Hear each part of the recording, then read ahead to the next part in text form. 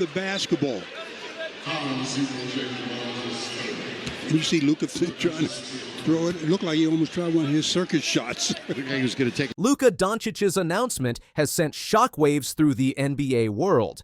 The Slovenian superstar has finally broken his silence, and what's just been revealed has left Lakers fans both relieved and stunned. For months, uncertainty clouded his future in Los Angeles. Until now, Doncic, the phenomenal guard whose trade from Dallas broke hearts, has made a decision that will reshape the NBA landscape for years to come, committing his future to the purple and gold dynasty. Luka Dončić, the Lakers' prized midseason acquisition, has reportedly made his intentions clear regarding his future with the storied franchise. Born and raised in Ljubljana, Slovenia, Doncic revolutionized the Lakers' offense after his shocking February trade, accumulating an impressive 28.2 points per game in the regular season and elevating that to 30.2 points during the playoffs despite their early exit. In a recent and revealing conversation on The Dan Patrick Show, ESPN insider Tim MacMahon shared fascinating insights into Doncic's mindset going forward. When asked about the superstar's plans, MacMahon delivered the news Lakers fans have been desperately waiting to hear. "I would be shocked if there's not some sort of extension this summer," MacMahon stated firmly. He continued by detailing the guard's emotional journey. His heart was broken, but he's fully committed now to the Lakers, and, his goal now is to win championships with that franchise. I didn't think it yet. I've been focused on basketball, so obviously this is the time, now to think about everything. What makes Doncic's story particularly remarkable is that his arrival in Los Angeles wasn't a planned career move, but rather an unexpected twist in his basketball journey. Initially devastated by the trade that sent him away from Dallas, throwing his phone when the trade happened and crying in his return game in Dallas, the 26-year-old has now fully embraced his role as the cornerstone of the Lakers' future. Doncic's strategic brilliance extended far beyond basic scoring ability during his first partial season with the Lakers. He was one of the most versatile offensive weapons in the league, balancing scoring with elite playmaking, a combination that proved crucial in high-stakes games when the Lakers needed someone to take control. This revolutionary approach was most famously executed during a dominant 123-100 road victory over the Denver Nuggets, where he posted an impressive 32 points, 10 rebounds, and 7 assists against the former champions. The specific details of Doncic's potential contract extension reveal the Lakers' financial commitment to their new superstar. Starting August 2nd, Los Angeles can offer an enormous 4-year, $229 million deal to secure his services long-term. This level of financial investment and commitment sets Doncic apart from other free agent targets and provides the Lakers with a crucial competitive edge throughout the next phase of the franchise's storied history. As Lakers GM Rob Pelinka acknowledged during their press conference, "We know this offseason, one of our primary goals is going to be to add size in our front court at the center position." Indeed, while spectators commonly attributed the Lakers' playoff shortcomings to their defensive woes, basketball insiders have long recognized that the trade for Doncic left a significant void in the front court that must be addressed before championship contention becomes realistic. The importance of this superstar franchise relationship is something modern NBA teams understand deeply. New Lakers coach J.J. Redick articulated this dynamic when reflecting on his expectations for the upcoming season. "Everyone has to come back in champion shape," Redick emphasized during a recent press conference. This sentiment echoes the critical role that offseason preparation plays in NBA success, a tradition and standard of excellence that Doncic appears fully committed to upholding.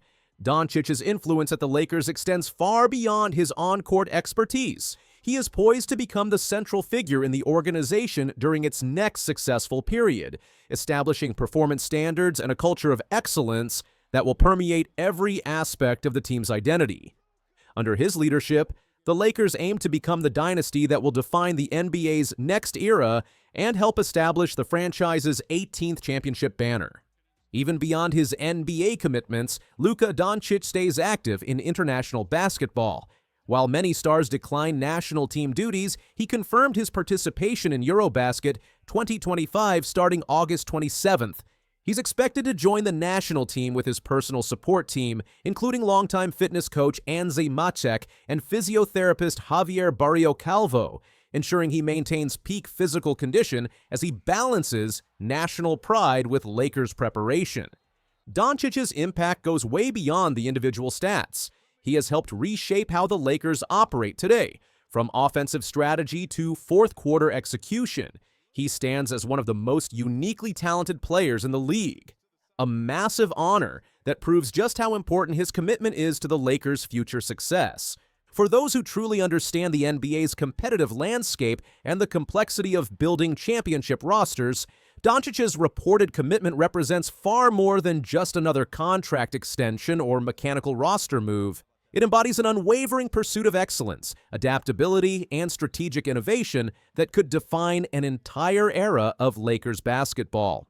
As many industry observers have noted, Luka Dončić may have arrived in Los Angeles under difficult circumstances, but he never needed time to establish his own legacy with the franchise.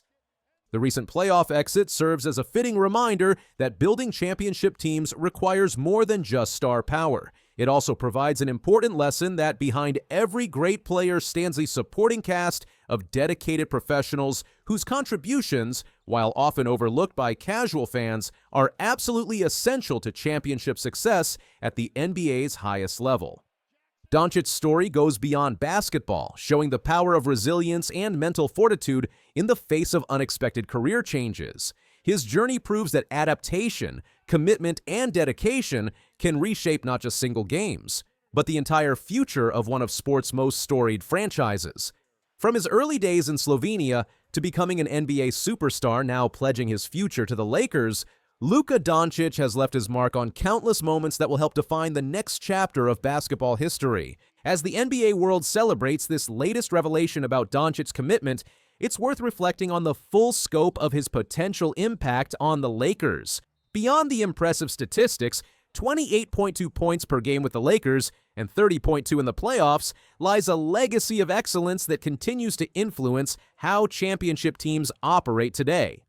From orchestrating offensive possessions to redefining the role of a modern guard, Doncic's vision will help transform the Lakers from playoff participants into championship favorites. Both guys were amazing. Brandon's big time, second-year player, but plays like a 10th-year guy. I mean, he's just got so much poise and confidence. And what Golden State Warriors head coach Steve Kerr just announced about Draymond Green shocked everyone. One saw this coming. It was Kerr's extraordinary declaration about Draymond Green following the team's crucial Game 4 victory over the Houston Rockets on Monday night. In a statement that has sent shockwaves throughout basketball circles, Kerr proclaimed Green as the best defender I've ever seen in my life, a claim that carries immense weight given Kerr's storied career alongside some of basketball's greatest defensive players. This bold assertion comes just days after Green was controversially passed over for the 2024-25 Defensive Player of the Year award, finishing third in the voting behind winner Evan Mobley and runner-up Dyson Daniels. The Warriors secured a nail-biting 109-106 win against the Rockets to take a commanding 3-1 lead in their playoff series, with Green providing the decisive defensive stop in the game's final seconds. With only 13 seconds remaining on the clock and Golden State clinging to a 1-point lead, Rockets coach Ime Udoka made the bold decision to target Green directly, having center Alperen Sengun drive one-on-one against the Warriors' defensive anchor. In a moment that encapsulated Green's defensive brilliance, he forced Sengun into a contested shot that clanked off the rim and into Jimmy Butler's hands for a game-sealing rebound. This clutch defensive stand prompted Kerr's remarkable post-game assessment. He's the best defender I've ever seen in my life, and he rises to the occasion on top of being a great defender. He's an incredible competitor.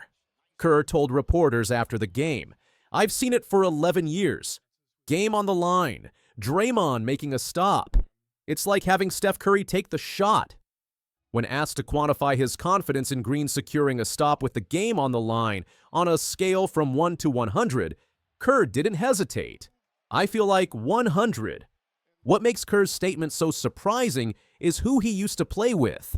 During his NBA career, he shared the court with some of the best defenders ever, like Michael Jordan, Scottie Pippen, Dennis Rodman, Tim Duncan, David Robinson, and Rasheed Wallace. These guys won many awards for their defense and are legends of the game. Despite this illustrious list of former teammates, Kerr now places Green above them all as a defensive force.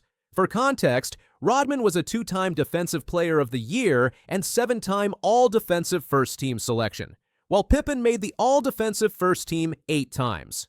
Jordan, beyond his offensive prowess, was a 9-time All-Defensive First Team selection and won Defensive Player of the Year in 1988.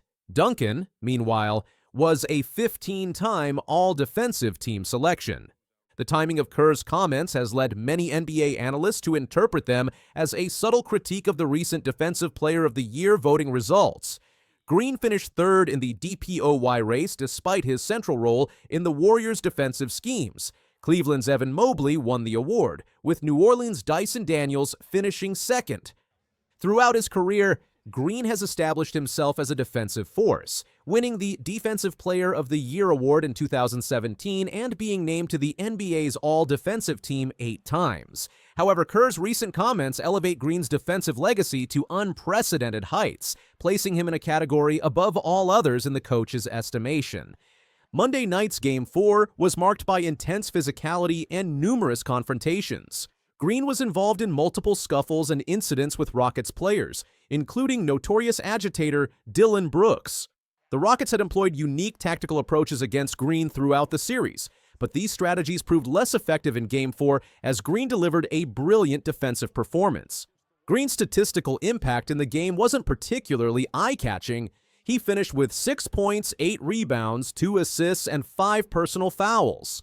However, as has often been the case throughout his career, Green's value transcended the box score, with his defensive leadership and timely stops proving decisive in the Warriors' victory. The game itself was an absolute nail-biter at the Chase Center. As one report described it, the Golden State Warriors and the Houston Rockets took it down to the wire. The Warriors managed to squeeze out a tight 109-106 victory in the process. The win gives the Warriors an important 3-1 stranglehold on the series, though the team surely knows the job is not over from past experiences. Several Warriors players made key contributions to the win.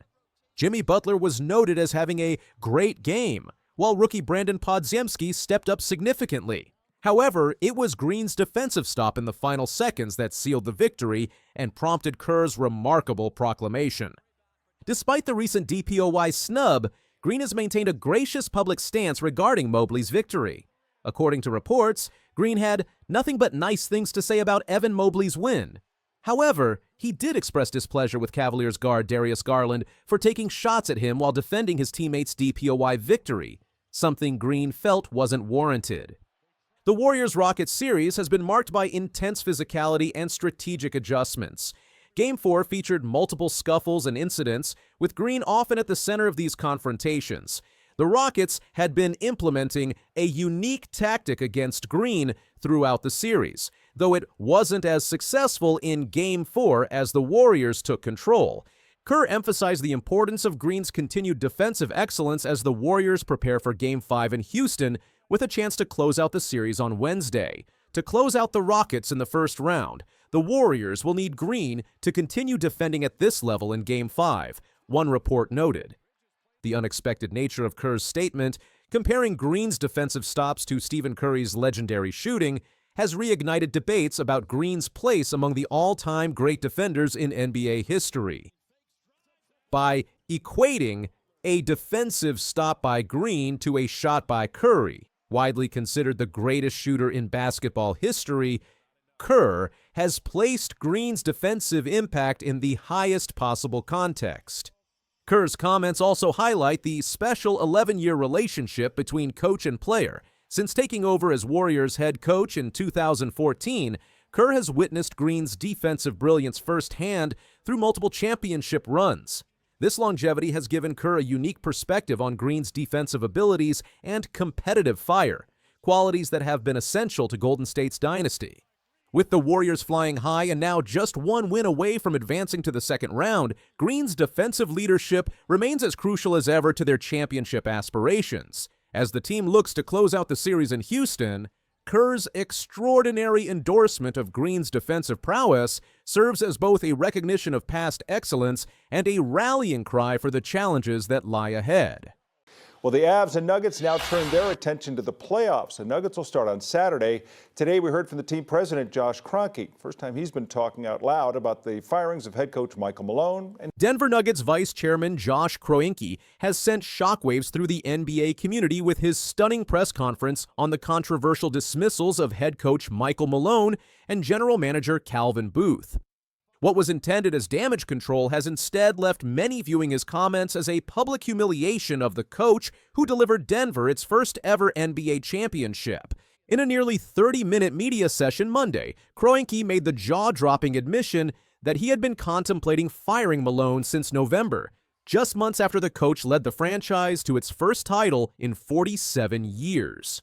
The timing of the dismissal, with only 3 games left in the regular season and the playoffs looming, has left basketball analysts and fans alike struggling to make sense of the decision. I think at the very end of the day, it was a very tough decision because of the amount of respect that I personally have and that we as an organization have for what those gentlemen did for us while they were here, Kroenke said before delivering the bombshell. To be frank, neither of them deserved it, and so for that, I apologize. I think at the very end of the day, it was a very tough decision because of the amount of respect that I personally have and that we as an organization have for both of what those gentlemen did for us while they were here. This extraordinary admission has many questioning Kroenke's leadership. How can an executive fire a championship-winning coach who didn't deserve it and then publicly acknowledge this fact? The basketball world is buzzing with reactions to what some are calling one of the most bizarre press conferences in recent NBA history. And, you know, to be frank, neither of them deserved it. And so for that, I apologize. For my position, Kroenke revealed he nearly pulled the trigger on firing Malone twice before. First around Thanksgiving when the team was off to an 8-6 start, and again during the February All-Star break. In the latter case, he was deterred only because the team was in the midst of an 8-game winning streak. What would be crazier, Kroenke asked reporters, me doing what I did last week or doing it on an 8-game win streak? what would be crazier, me doing what I did last week or doing it on an 8-game win streak? The vice chairman went on to dismiss the significance of that winning streak, noting that only one victory came against a playoff-bound team. I think that those 8 games masked a trend that was going on behind closed doors that ultimately started to really affect the end of our season. He explained. You know, I'd have to go back and look, but I think that those 8 games masked a trend that was going on behind closed doors that ultimately started to really affect the end of our season, and that's why I jumped the way I did. Kroenke alluded to tension between Malone and Booth as the primary driver behind his decision, suggesting their discord had created a toxic environment within the organization. According to multiple sources, the coach and GM had long clashed over roster philosophies, with their relationship deteriorating to the point where it began affecting team operations. I can see certain trends behind the scenes with the group, Kroenke said, and those were worrisome. What makes the situation even more awkward is that immediately following the dismissals, the Nuggets won all 3 of their remaining regular season games under interim coach David Adelman. This perfect finish secured a 3rd consecutive 50-win season and the 4th seed in the Western Conference, giving Denver home court advantage in their first-round playoff series against the Los Angeles Clippers. Kroenke's timing has left many questioning whether this was truly about improving the team's playoff chances or if personal conflicts drove the decision.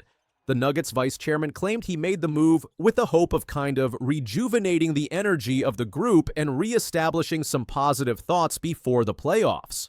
Adding another layer to this drama, Kroenke shared a personal anecdote about how difficult the day of the firings was for him. Last Tuesday was the craziest Tuesday that I could have ever imagined.